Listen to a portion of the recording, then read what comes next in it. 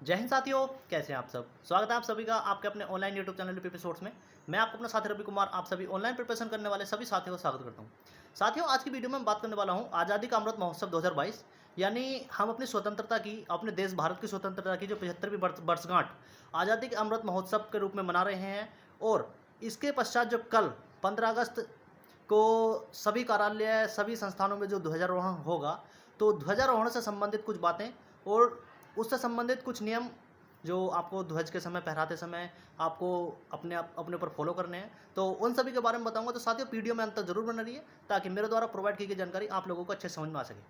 तो सबसे पहले इसी क्रम में बात कर लेता हूँ। वर्तमान समय यानी 2022 में हम अपनी आज़ादी का अमृत महोत्सव 2022 मना रहे हैं। 2022 में हम अपनी आज़ादी की 75वीं वर्षगांठ मना रहे हैं। माननीय प्रधानमंत्री जी की पहल पर हम हर घर तिरंगा अभियान में बढ़ चढ़कर हिस्सा ले रहे हैं। आज़ादी के अमृत महोत्सव के साथ साथ हर घर तिरंगा अभियान में हम बढ़ चढ़कर हिस्सा ले रहे हैं।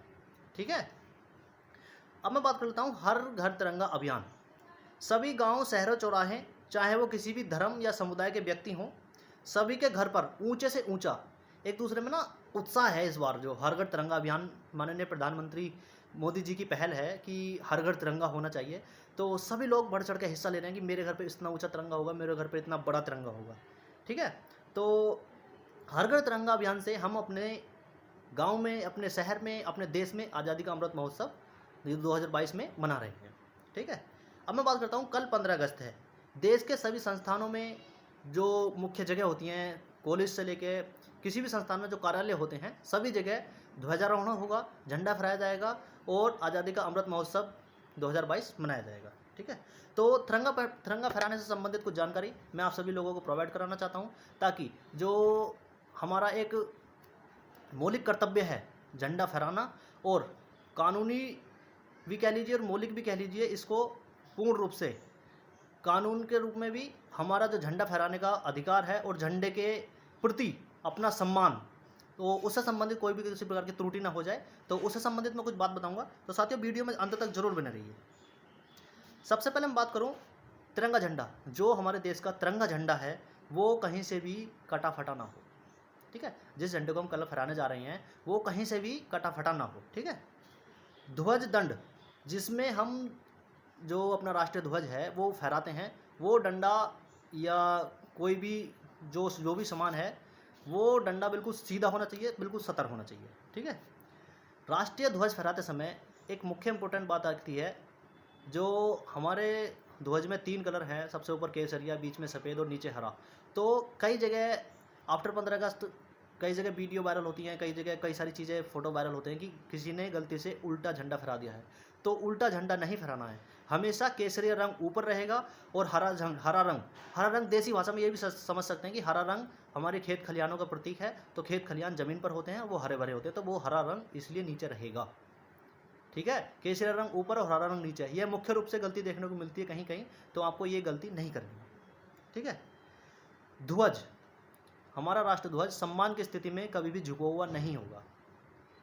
ठीक है, अब मैं बात करता हूँ, हमारे राष्ट्र ध्वज पर कुछ भी अन्य चीज़ लिखी हुई, छपी हुई ना हो। जब हम फहरा रहे हैं तो उस पर कोई भी चीज़ लिखी हुई या छपी हुई ना हो, सिर्फ हमारे राष्ट्र ध्वज और उसके बीच में एक अच्छा सा सुंदर सा प्रतीक जो हमारा गोल चक्र होता है, जिसमें 24 तीलियाँ होती हैं। ठीक है, राष्ट्र ध्वज के साथ अन्य कोई झंडा किसी भी प्रकार का हो, वो राष्ट्र ध्वज की बराबरी पर या उससे अधिक ऊंचा ना हो।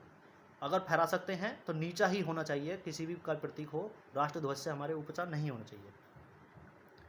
ठीक है, अब मैं बात करता हूँ, ध्वज फहराने के बाद ध्वज को बहुत अच्छे से ससम्मान समेट कर रखना चाहिए, अच्छे से फोल्ड करके रखना चाहिए। ये नहीं कि इधर उधर फेंक दो या उसकी दो धागे होते हैं वो इधर उधर आपको नहीं करने। ठीक है, कूड़ा कचरा में नहीं फेंकना है।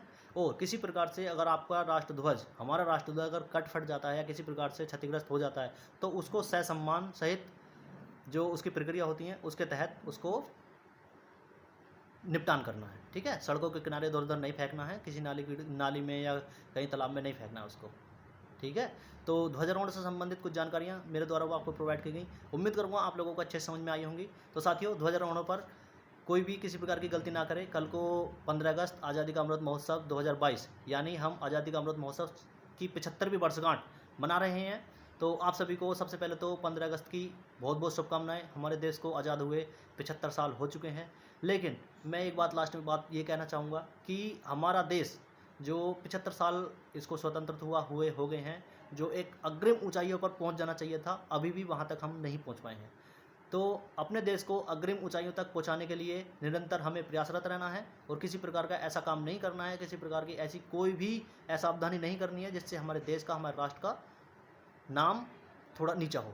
हमें हमारे देश का नाम रोशन करने के लिए हमेशा प्रेरित रहना है और नित्य अग्रसर कर्म करना है, सदकर्म करना है। ठीक है, तो साथियों मिलते हैं किसी अगली वीडियो में नए टॉपिक को नए जानकारी के साथ। तब तक के लिए बाय बाय, टेक केयर, जय हिंद।